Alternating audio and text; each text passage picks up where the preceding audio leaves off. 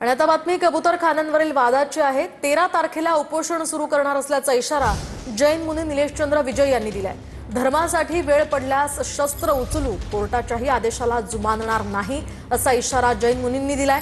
दादरमधील कबूतरखाना बंदीवरून जैन मुनी हे आक्रमक झाल्याचं पाहायला मिळतंय। तर आपण पाहतोय धर्मासाठी वेळ पडल्यास शस्त्रही उचलू असा इशारा जैन मुनींनी दिलाय।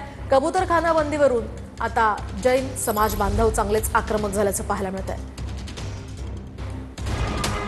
कबूतरखाने बंद करण्याच्या निर्णयाविरोधात जैन समाजानं उपोषणाचं आणि आंदोलनाचं हत्यार उपोषणार असल्याचं जाहीर केलं।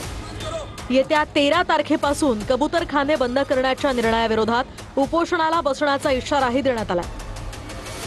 13 तारखेला आम्ही निर्णय घेऊ आणि आमचं आंदोलन स्टार्ट राहणार, आम्ही शांती बसणार नाही, बरोबर ना। गरज पडल्यास शांतताप्रिय असणारा आमचा समाज शस्त्रही हातात घेईल आणि कोर्टाच्या आदेशालाही जुमानणार नाही अशी धमकीच जैन मुनी निलेशचंद्र विजय यांनी दिली आहे। आम्ही शस्त्र उचलणार नाही, यदि जर जरूरत पडली आम्हाला आम्ही शस्त्र पण उचलू, करून आम्ही संविधानाला मानत आहे ना, आता कोर्टाला मानतो ना, देवेंद्र फडणवीसला मानतो ना। आमच्या धर्माच्या जर विरुद्ध आलं तर बस, धर्माच्या विरुद्ध आलं तर कोर्टला आम्ही मानणार नाही, बस। आम्ही सत्याग्रह आणि उपोषणाचा मार्ग वापरणार आहोत। जैन समाज हा शांतताप्रिय आहे, शस्त्र उचलणं आमचं काम नाही। जे लोक शस्त्र उचलतात ते आमचे नाहीत असंही जैन मुनी म्हणाले।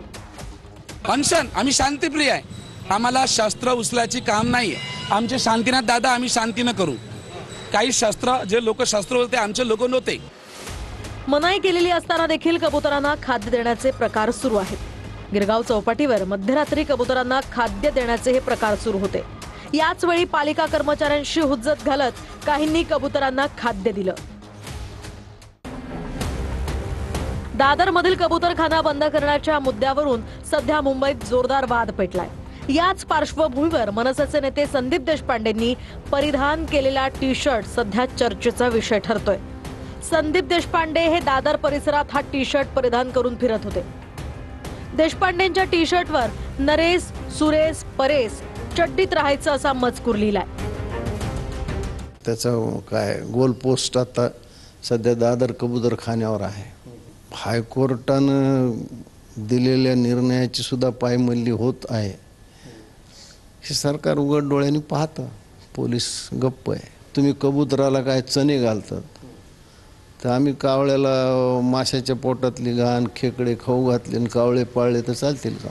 कायद्याचा धाक फक्त मराठी माणसालाच मुंबईत। कबुतरं महत्वाची, रहिवासी नाहीत का? शिवडीतील नागरिकांनी असा सवाल उपस्थित केलाय। शिवडी बीडीडीच्या पुनर्विकासासाठी मुख्यमंत्री फडणवीसांना अनेक वेळा पत्र देण्यात आलं, पण या प्रश्नावर चर्चा करण्यासाठी त्यांची वेळ मिळत नाही।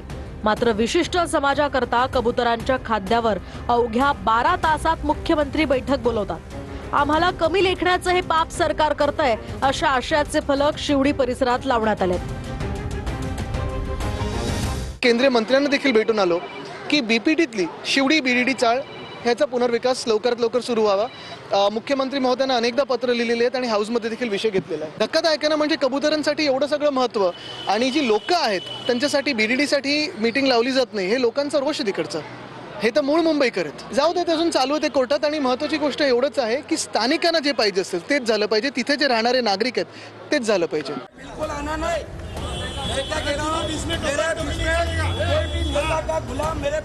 मुंबईतील कबूतरखान्यांच्या परिसरात पक्ष्यांना खाद्य टाकू नये असा आदेश मुंबई हायकोर्टानं कायम ठेवल्यानंतर आता जैन समाज आक्रमक झालाय।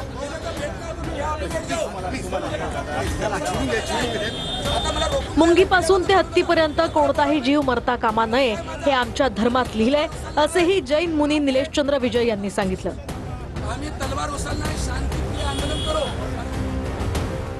त्यांच्या या वक्तव्यामुळे आता नवा वाद पेटण्याची शक्यता आहे। यावर आता मनसे आणि ठाकरे गट काय भूमिका घेतात तेही पाहावं लागेल।